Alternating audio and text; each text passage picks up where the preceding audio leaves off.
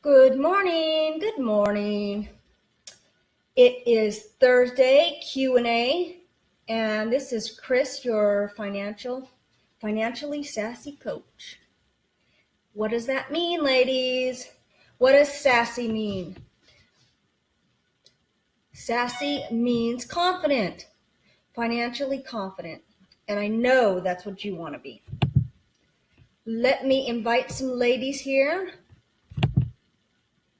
Make sure, ladies, if you learn anything, please invite your girlfriends here. This is a movement for all women to learn to be financially confident.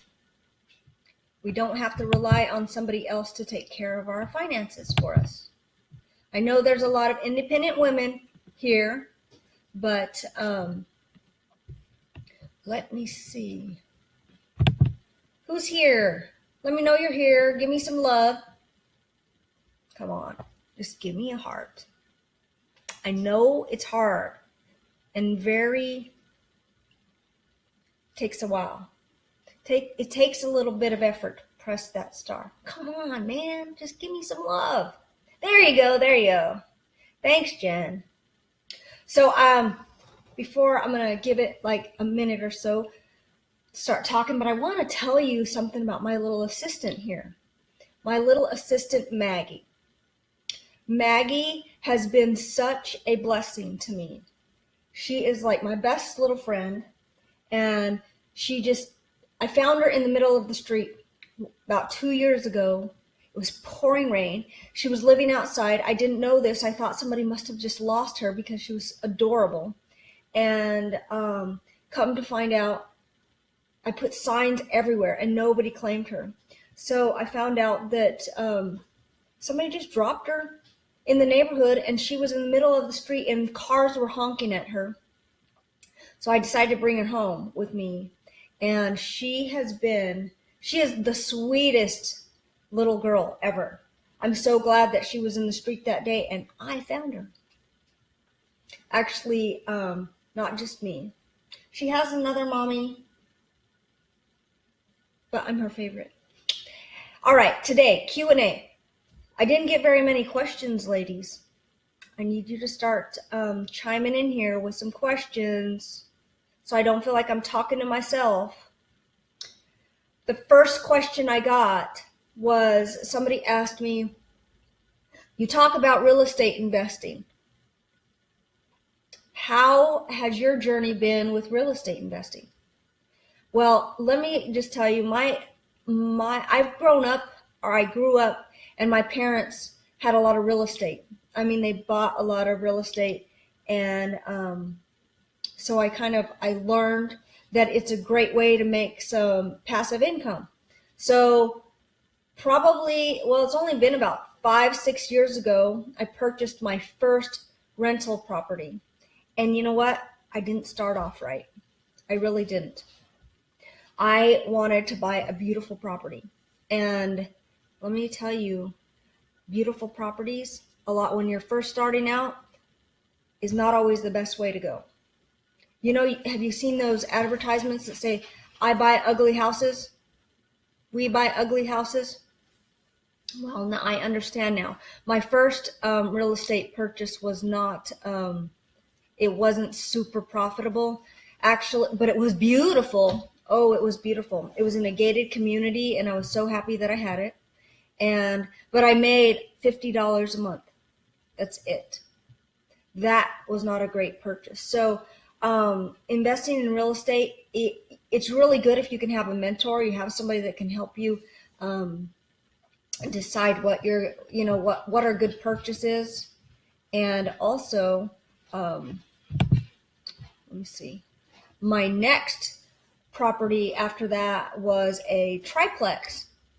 Now that was a great ROI because I bought it during the time one of the things my dad, my millionaire next door father, told me was, Chris, you need to save money. That was his biggest thing, his biggest suggestion, or actually one of the most important things of advice.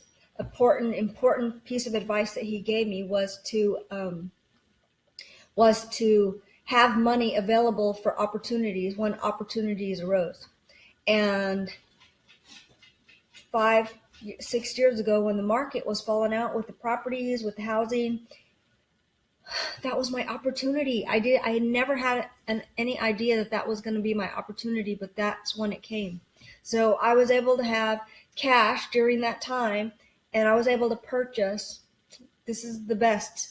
My best purchase was a triplex, which has 3 units. Each unit is 1,800 square feet, and I rent them for $950 a piece. And my mortgage on the property is, I'm not crying. I guess I could say I'm crying, so, because there's nobody watching me. Where you at, ladies? No, I'm just kidding. My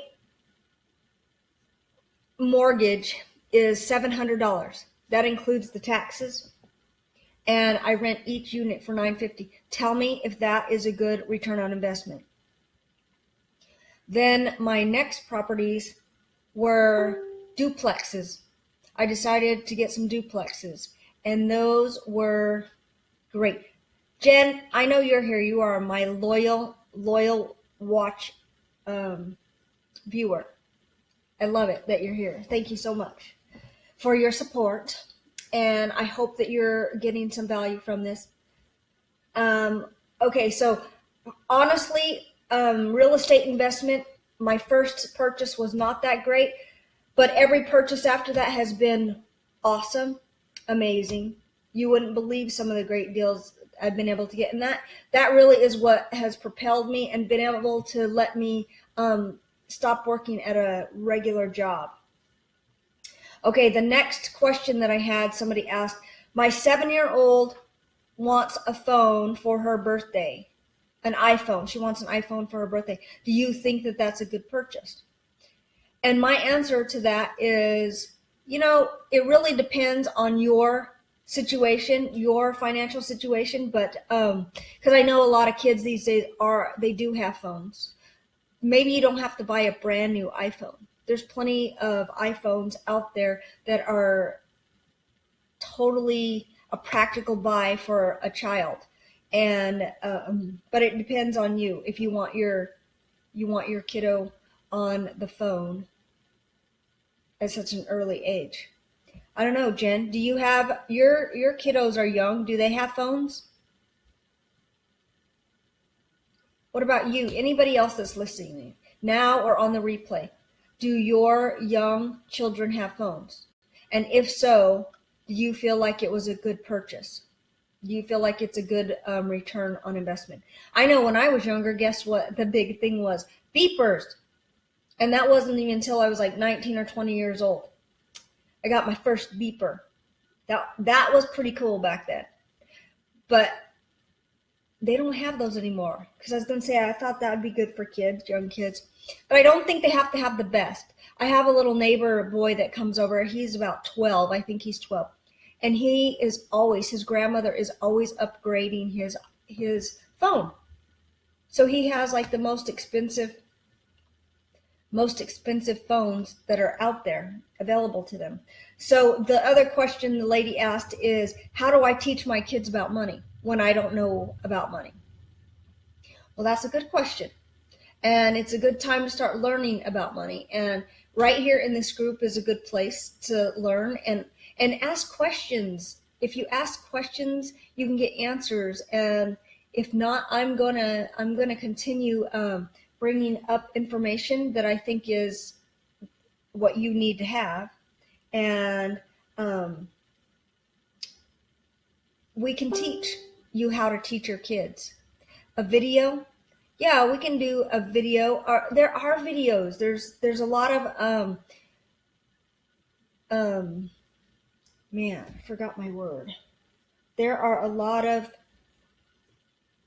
free little classes that you can take online for kids, or little games that teach them how to play money.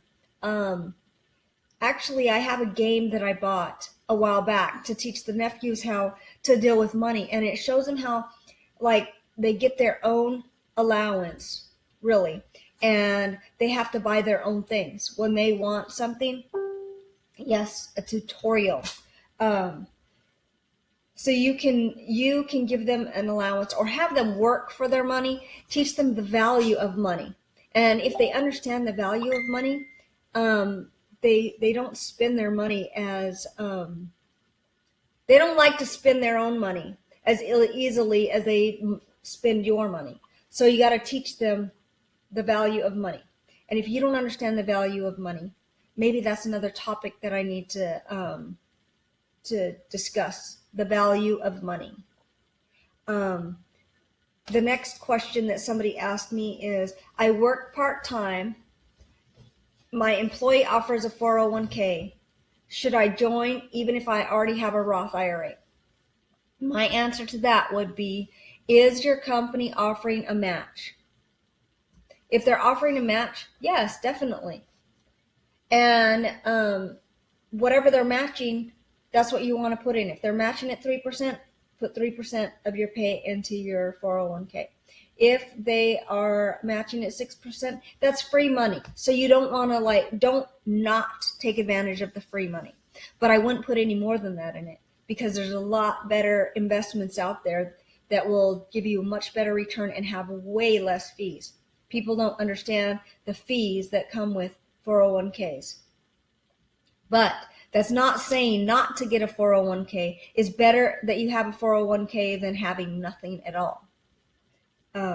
Coming to retirement and having no money is not a pretty thought. Anyhow, I want you ladies to please give me some more questions. Those are the only few questions that I got, and I have another appointment that I have to go see a client at 10 a.m. It's supposed to be 10 a.m. I pushed it out till 11 because I have to drive there. And she has lots of questions about her finances and how we can help her create some passive income. So if you have questions, if this has given you any, made you have any kind of questions, please reach out. And I would love to talk to you and see if there's anything that we can do to help you reach your goals. Have a wonderful day, ladies. Talk soon. Bye, Max. Say bye. I got to take this little one for a really, really fast walk before I head to my clients. So thanks, ladies, for coming to see me, keeping it real with Chris, doing it here, right here in my living room, and letting you meet my assistant. So have a good day.